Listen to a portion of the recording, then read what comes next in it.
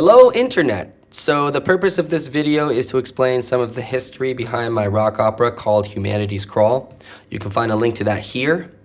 I'm also expecting this to be a pretty long video, so I'm going to add some timestamps in here if you want to look at one of the specific acts of the rock opera. So without further ado, we'll get started with the background of how this came together.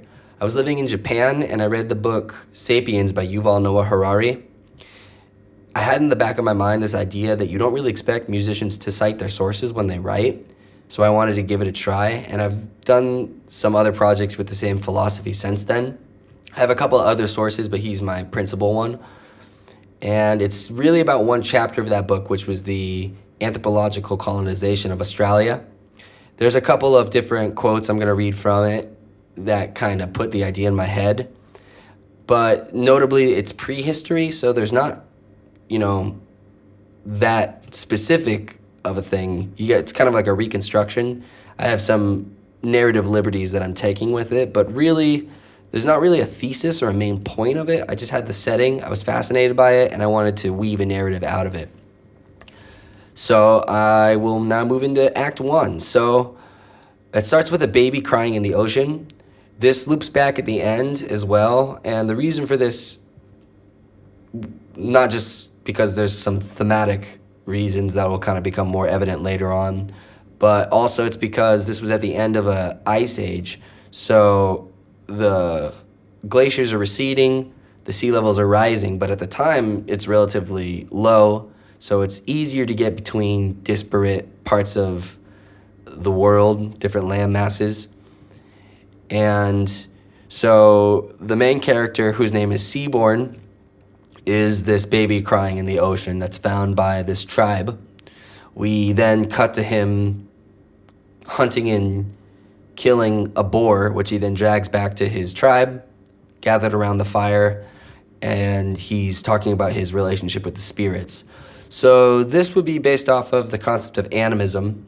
This would be not just pre-monotheistic, but also pre-polytheistic, meaning that they, rather than having codified gods, would see spirits in the trees, they'd see spirits in the rocks, in the pools of water.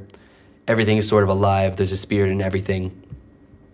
My understanding is that some of the best evidence we have for the existence of this kind of thinking would be human skulls that have been, sort of let out to let out spirits, witch doctors, and those sorts of things.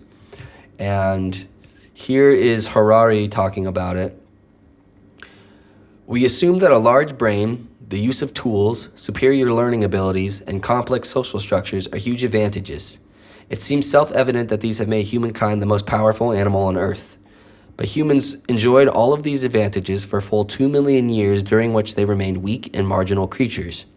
Thus, humans who lived 1 million years ago, despite the big brains and sharp stone tools, dwelt in constant fear of predators, rarely hunted large game, and subsisted mainly by gathering plants, scooping up insects, stalking small animals, and eating the carrion left behind by other, more powerful carnivores. So this sort of predicament or world that Seaborn finds himself in kind of evokes the philosophical debate between Hobbes and Rousseau and the state of nature, kind of like a classic debate that kind of comes more in focus in the narrative later, specifically the name Leviathan. Watch out for that. But the narrative then introduces the fact that Seaborn takes on the role of a father as he finds another young baby who's also washed up on the shore in the bush, who he names Settler, as sort of hearkening that we might be able to settle down somewhere, that we might be able to, find our home. Whether or not this would be the most realistic thing for a hunter-gatherer to conceptualize is up to debate. It's narratively kind of a bit more on point. And the act ends with these two seeing some birds on the horizon with the plan to go out over the horizon and see whatever food that they're going for, that they're also going to go and have that food as well. This is a bit of narrative speculation, a bit of historical speculation, not taking completely as this, out there crackshot theory. There's a couple other things, though. We know that they would have been capable seafarers. We know that there was lower sea levels at the time, so they may have actually even been able to see the land. And the other thing that happens in Act 2, which we'll get to, is as they go out to sea, monsoon blows them over there. There's this website called ancientorigins.net that I found that breaks down some of the science that they did their best to do a reconstruction of. I'll put the text up on the screen if you want to read it, rather than me just reading it out for you.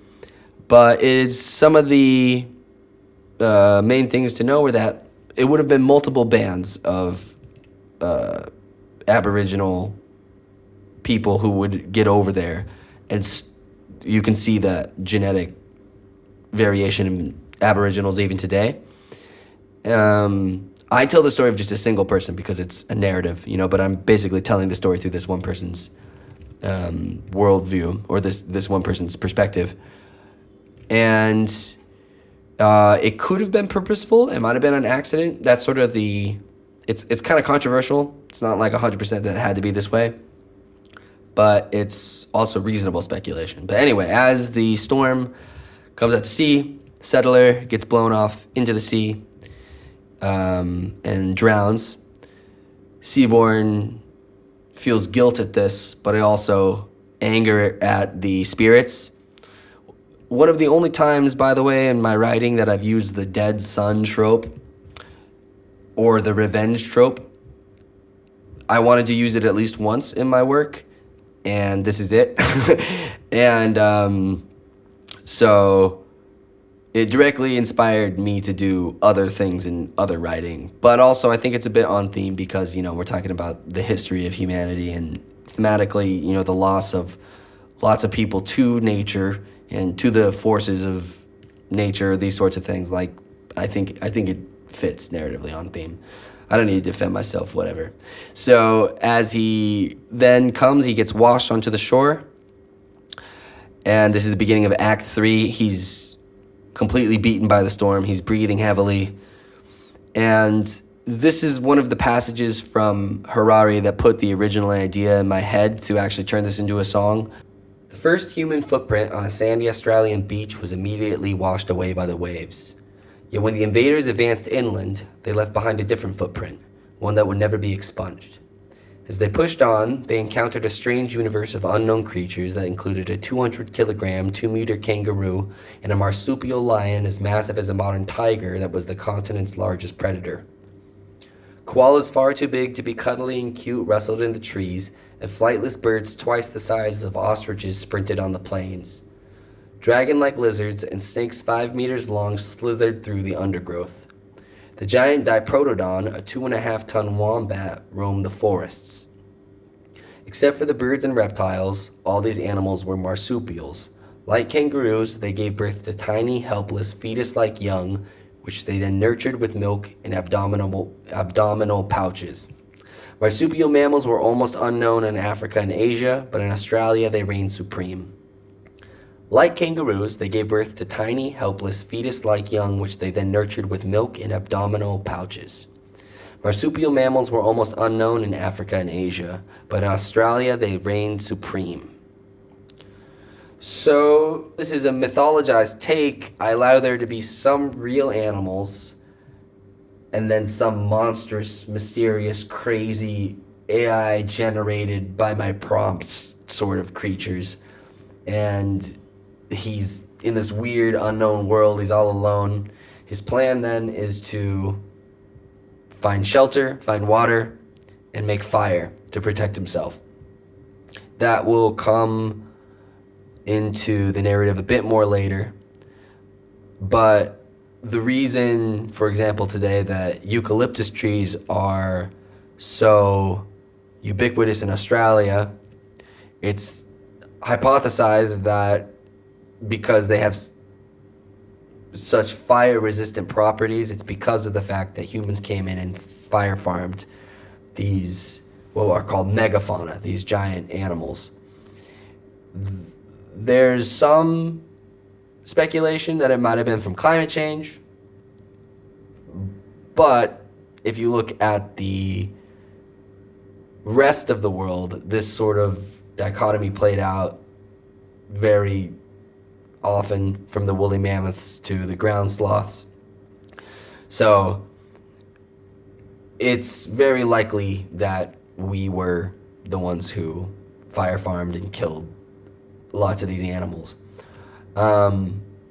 Before that, though, in the narrative, as he's finding rest, as he's getting ready, before he's able to start attacking the creatures, he hears a song in the distance.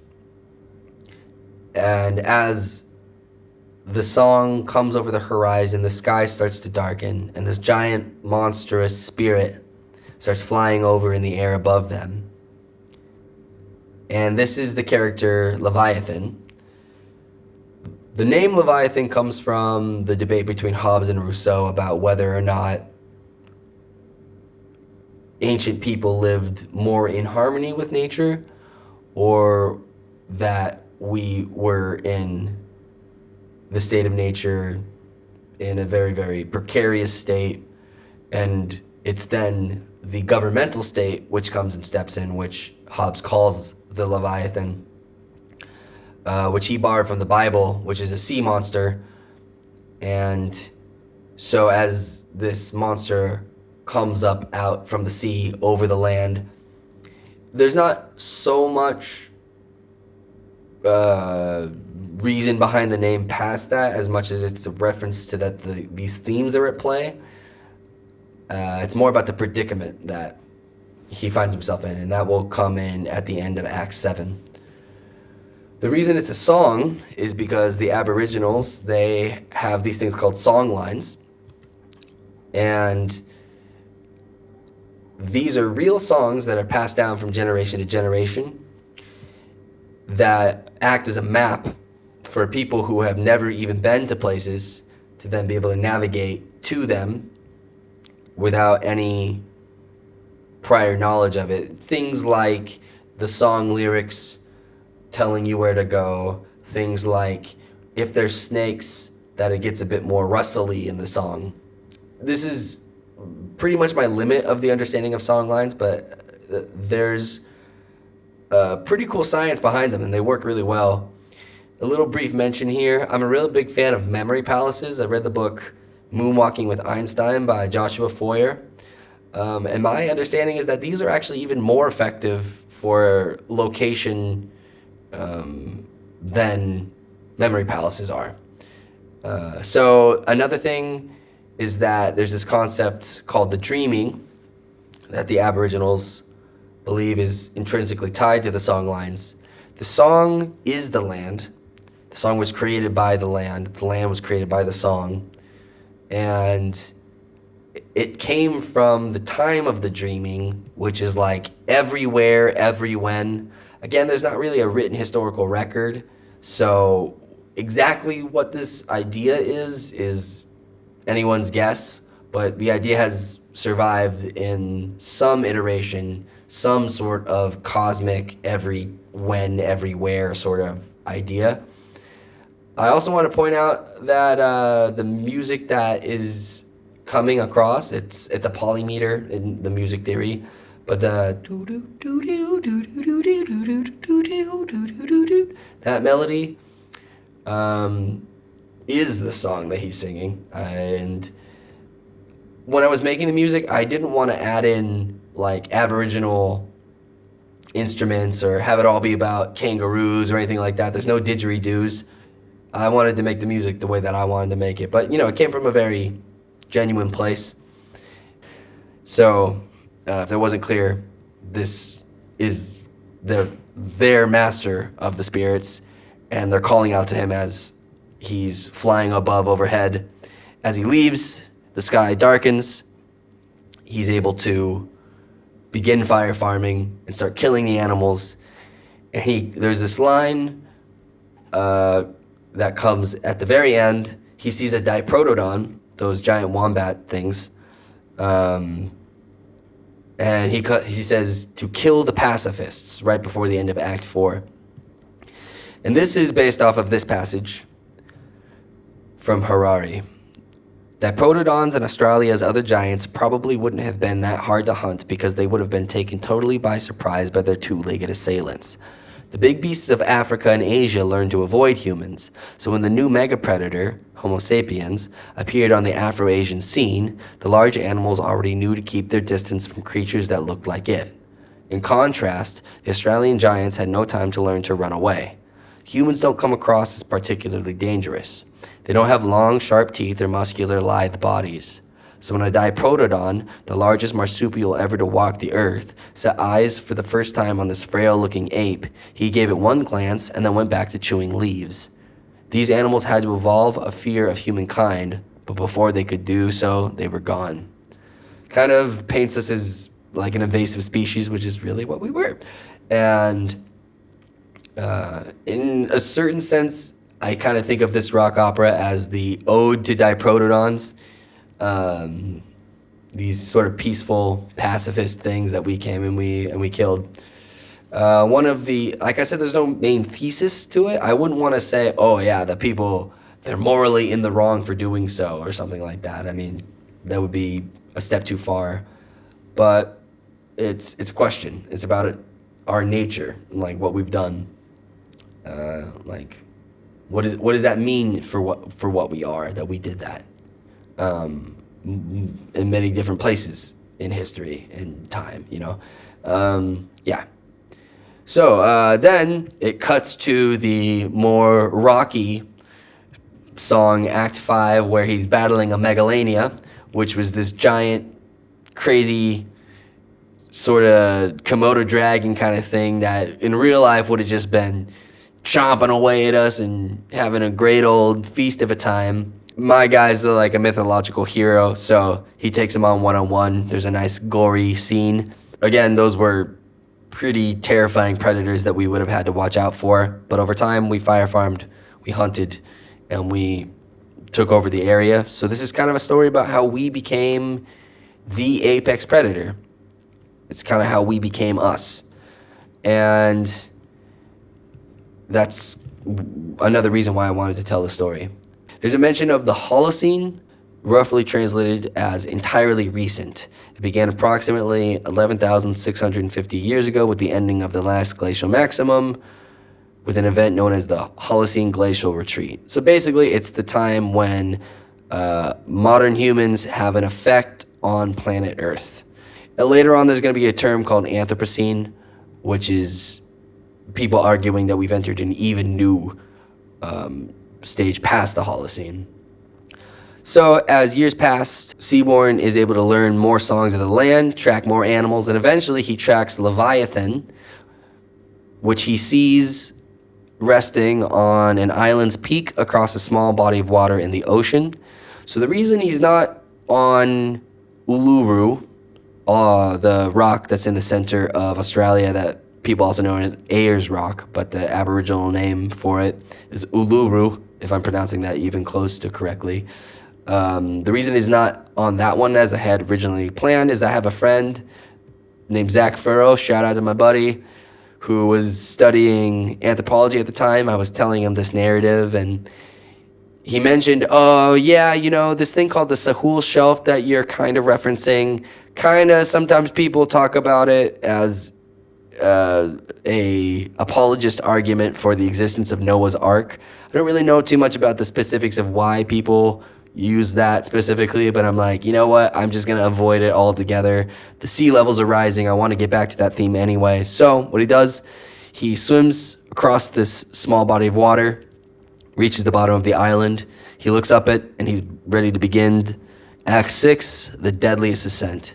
So he starts climbing up with considerable effort, and Leviathan is beginning to take its tentacles as a sea monster and start taking in the land one rock at a time as he's dodging, he's jumping, he's trying to avoid being swallowed by the ocean. He heavily heaves himself over the precipice, and as he takes out his stone dagger, he's about to stab it in the heart when Leviathan reaches out, touches his chest, and gives him a vision. So I'm going to make a brief mention of some of the things he sees in his vision. But essentially what he's doing is he's seeing himself move through different phases of human history, the different significant revolutions that we went through. In the spirit of something like the cosmic calendar, which is, if you imagine that the entire 13.8 billion year history of the universe was compressed down into one calendar year and the Big Bang occurred on January 1st, well then all of human history would have occurred in the last minute of December 31st. In this same sense, what he sees himself is going through these different revolutions as the different people. So he sees himself in the agricultural revolution in Africa, in the Americas, in the Indus River Valley civilization. He sees himself hunting megafauna in all of these places. He sees the Industrial Revolution as it keeps going on. He sees himself go through the scientific revolution, the modern scientific revolution, the internet age, and then finally it jumps to the sci-fi section of the story. So as it's sci-fi, he pilots a spaceship, he goes off to an alien planet, and there's nukes exploding on the surface of the planet. This is where the term Anthropocene comes in, that it's even further past the Holocene. Comes down onto the alien planet. He's observing the mangled corpses of these alien marsupial creatures, and as he looks into the pouches of these alien thylacoleo, and he sees the faces of his dead mother and his lost son on the corpses of these fetuses, and he's struck by ambivalence. And it comes to this line that, "You may kill me if you must, but if you do, I'll have to kill you." So it's sort of a line sung between Leviathan and Seaborn to each other. Again, it's not really taking a positive stance about whether or not it is moral or not to kill these creatures. It's just the predicament that we find ourselves in. And so that leads to Act 7, which is a reprise musically of the opening song, Hunger in the Moonlight. And hopefully at this point you can understand what I mean, that there's not a central thesis, and I'm sort of just taking this story and building it out from there, from the setting. But there is a line in there. He says, "If spirits try to kill me, I will. Fight them back with a mighty attack. If spirits try to take my son away, I will do whatever that it takes." That is what I said, and I meant it when I said it, but if that really is my life, what am I but living strife? That's him recognizing the same predicament I've been harping on. So this is, of all of the quotes from Harari's book, the one that really put the idea of making this story, what put it in my head was the following, which can now sort of be contextualized in this vision. So, mass extinctions akin to the archetypal Australian decimation occurred again and again in the ensuing millennia, whenever people settled another part of the outer world. In these cases, Sapiens' guilt is irrefutable. For example, the Megafauna of New Zealand, which had weathered the alleged climate change of circa 45,000 years ago without a scratch, suffered devastating blows immediately after the first humans set foot on the islands. The Maoris, New Zealand's first sapien colonizers, reached the islands about 800 years ago. Within a couple of centuries, the majority of the local megafauna was extinct, along with 60% of all bird species. A similar fate befell the mammoth population of Wrangel Island in the Arctic Ocean, 200 kilometers north of the Siberian coast. Mammoths had flourished for millions of years over most of the northern hemisphere, but as Homo sapiens spread, first over Eurasia and then over North America, the mammoths retreated. By 10,000 years ago, there was not a single mammoth to be found in the world, except on a few remote Arctic islands, most conspicuously Wrangel. The mammoths of Wrangel continued to prosper for a few more millennia, then suddenly disappeared about 4,000 years ago, just when the first humans reached the island. Were the Australian extinction an isolated event, we could grant humans the benefit of the doubt, but the historical record makes Homo sapiens look like an ecological serial killer. So as he's coming to this realization, his vision's coming to an end, the camera starts zooming out of the stars, back through the clouds, and we're back on the island.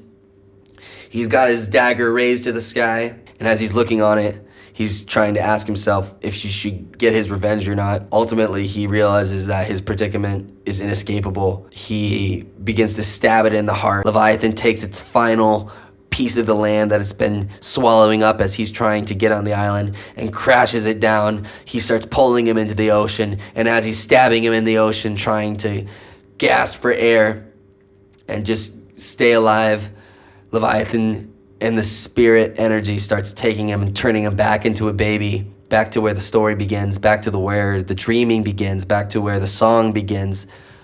And as this happens, we get back to a baby crying in the ocean, and the loop begins again. And after 6 years of me imagining this, I finally turned it into an AI animation. So if you've gotten this far listening, I want to thank you very much, because hopefully you don't see it as being self-indulgent. It's more that I have these big things in my head that if I don't get out, I kind of start going crazy, so I need to get it out. So thank you for listening. I'm going to end this video with a quick little wrap-up about some closing thoughts. The brief mention here is that I also animated the people to sort of be made of stars. I wanted to evoke the concept of star stuff as popularized by Carl Sagan, that, you know, when a star explodes, goes supernova, it explodes and the contents of that eventually come together to create us. And I think that's a really beautiful idea. It's also another big inspiration for this was 2001: A Space Odyssey. Just sort of, you know, I'm trying to get at those questions of like, what is our place in the universe? I didn't throw any jokes at all or any humor at all into this. I wanted it to be pretty serious. There's not really any levity. It's not really a point. I just want to just point out that I restrained myself, because a lot of my other work has a lot more jokes in it. But I didn't think it was appropriate for this one. Another one is that this inspired me to go a lot deeper into the history for my follow-up rock opera, which is called The Antagonist Insurrection, which is the one about sheep people, which has way worse animation, because I was doing a little crappy laptop. It was before the AI animation stuff, and that was based off of Dan Carlin's Hardcore History podcast, and I'm planning on doing a video like this to explain the history of that one too. And then finally, I'll talk a little bit about using AI to animate this. I was actually thinking about trying to get into animating or doing video production or editing or something like that, either full-time or part-time or something like that. But then DALL-E, the first one, started coming out, and I sort of saw the writing on the wall. I don't know if that's the most wise way of approaching it, because, you know, not everyone's getting out of the game. But I recognize that I'll be able to get the things that were in my head out, because I have a couple more projects like this in my head, but they take a long time to get going, and without AI, I definitely wouldn't have been able to do it. At least not the way that I did do it. I mean, there could have been a crappier version of it, or if I had a team of people behind me. But I don't have a team of people behind me, and I can't draw at all. I'm horrible at drawing.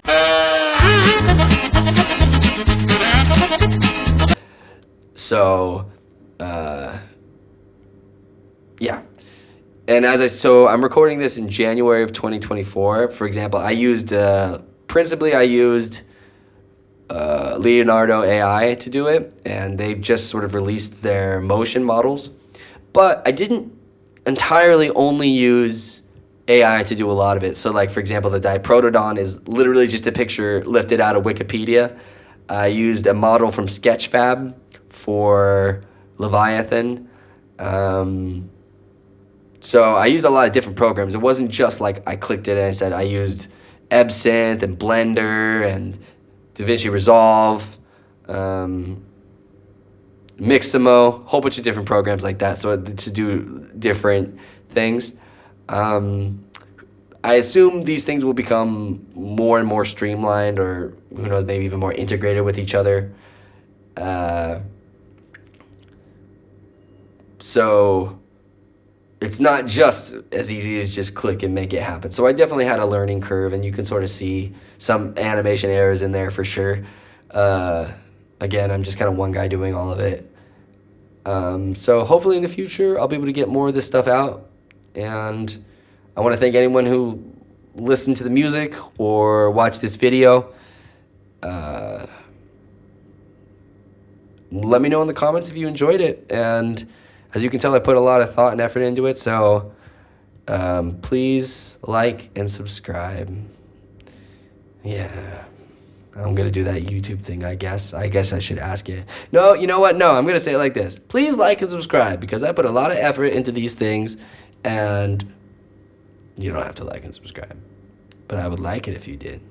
Anyway, thank you.